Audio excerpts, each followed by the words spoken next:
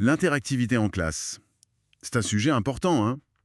Et si de simples petits boîtiers pouvaient tout changer? C'est une bonne question. Aujourd'hui, justement, on explore ça. Les systèmes de vote électronique. Plus précisément, dans les écoles primaires françaises. Oui. On va regarder un peu comment ça marche, à quoi ça sert vraiment en classe. On va quelques documents là-dessus, un focus sur la France, et puis une comparaison européenne. Tout à fait. L'idée, c'est de bien comprendre cet outil, comment il s'insère ou pas chez nous, et puis de voir comment on se situe par rapport aux voisins, le Royaume-Uni, les pays nordiques. C'est ça. Alors, concrètement, un boîtier de vote, qu'est-ce que c'est? Ce sont ces petits appareils, souvent sans fil. Oui. Chaque élève en a un et ça lui permet de répondre individuellement et en même temps que les autres à une question posée par l'enseignant. Et le prof voit tout de suite? Quasi instantanément, oui. Souvent sous forme de graphique, ça lui donne une image directe de la compréhension de la classe. C'est un retour immédiat en fait. Ah, c'est intéressant ça. Et en France, dans le primaire, ça donne quoi? Les sources parlent de quels usages? C'est assez varié. Forcément, il y a les QCM pour vérifier rapidement si une notion est comprise. L'évaluation formative, quoi. Voilà, c'est ça. Mais pas seulement, en maths aussi, pour travailler les fractions, les nombres, ou même juste pour faire des petits sondages d'opinion sur un sujet. D'accord. Et quels sont les avantages qu'on met en avant? Alors, il y a plusieurs choses. Le côté ludique, ça motive les enfants, c'est clair. Et puis, le fait de répondre de façon anonyme, Ah oui, pour les plus timides. exactement. Ça les aide à oser participer sans la peur du jugement. Et surtout, ça assure que tous les élèves sont actifs en même temps, pas juste les trois qui lèvent la main. Je vois. Du coup, l'enseignant a une vue d'ensemble immédiate, il peut réajuster son cours si besoin ou repérer ceux qui ont plus de mal. Et techniquement, ça se présente comment, en général, en France? Souvent ce sont des kits, une mallette avec une trentaine de boîtiers, à peu près un par élève. Ok. Ils sont sans fil, connectés à l'ordi du prof via un petit récepteur USB. Et il y a un logiciel pour gérer tout ça, qui peut être lié au TBI, le fameux tableau blanc interactif. Oui, le TBI, incontournable maintenant. Plusieurs boîtes françaises proposent ça en gage, Quizbox, soit à l'achat, soit même en location mensuelle. Et puis, il y a aussi des alternatives plus légères, comme Plickers. Ah oui, Plickers, j'en ai entendu parler. C'est avec les QR codes, c'est ça, hein? C'est ça, des cartes que les élèves orientent et le prof scanne avec son smartphone. Malin et très peu coûteux. Donc on a quand même des solutions variées et ça s'intègre bien dans l'école.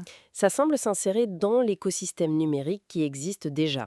TBI, classe mobile, ENT. Et il y a un certain soutien institutionnel, via le réseau Canopé par exemple, D'accord. et les conseillers TIS qui sont là pour former et accompagner les enseignants. J'ai vu qu'une expérimentation en Haute-Marne avait donné de bons résultats, surtout sur l'engagement et la compréhension en maths. Bon, donc en France, on a une approche assez structurée, plutôt basée sur du matériel dédié. Mais si on regarde ailleurs en Europe, ça change beaucoup. Ah oui, là, ça change radicalement. Il n'y a pas du tout d'uniformité. Prenez le Royaume-Uni. Oui, Eux, leur démarche est très, comment dire, très evidence-based.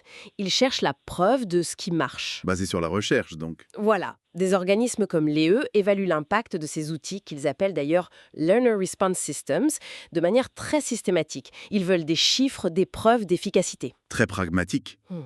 Et les pays nordiques, alors? Finlande, Suède? C'est encore autre chose. Là-bas, le numérique est beaucoup plus diffus, plus généralisé. Souvent, les élèves ont leurs propres appareils. Le fameux modèle BYOD, Bring Your Own Device? Exactement. Du coup, logiquement, ils vont plutôt privilégier des solutions logicielles, des plateformes web comme Kahoot, plutôt que du matériel acheté par l'école. Moins de matériel spécifique. Oui, et beaucoup plus d'autonomie laissée aux établissements. L'accent est mis sur l'expérimentation, le collaboratif. C'est une philosophie bien plus décentralisée. On voit bien le contraste là. France, matériel dédié, approche assez cadrée. Royaume-Uni, recherche de preuves, efficacité mesurée. Pays nordiques, flexibilité, logiciel, autonomie locale. C'est ça. Ces choix technologiques, en fait, ils révèlent des cultures éducatives assez différentes. La France peut être plus dans une tradition numérique assez centralisée. Oui, Les Nordiques, plus dans l'innovation débridée, décentralisée. Et le Royaume-Uni qui essaye de rationaliser par la preuve. Même le RGPD d'ailleurs. la protection des données. Oui, même si c'est une règle européenne, son interprétation pour les données scolaires varie pas mal d'un pays à l'autre. Fascinant.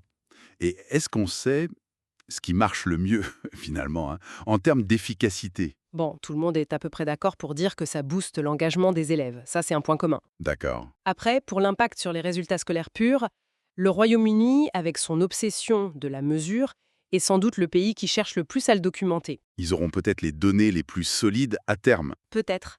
En revanche, l'adoption par les enseignants, elle, semble plus facile, plus rapide dans les pays nordiques, sans doute grâce à cette culture numérique déjà bien installée et l'autonomie des écoles. Ok, donc pour résumer notre exploration, on a la France, assez structurée autour du matériel, le Royaume-Uni, guidé par la recherche de preuves d'efficacité, et les pays nordiques, qui misent sur la souplesse, le logiciel et l'initiative locale.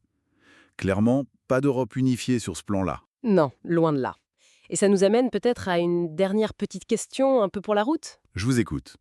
Face à ces approches nationales si différentes, est-ce que la technologie éducative, comme ces boîtiers, au lieu de nous rapprocher, elle ne finit pas par renforcer nos identités, nos systèmes éducatifs bien distincts? Quelle voie, au fond, pour partager l'innovation pédagogique en Europe? Bonne question, ça laisse à réfléchir.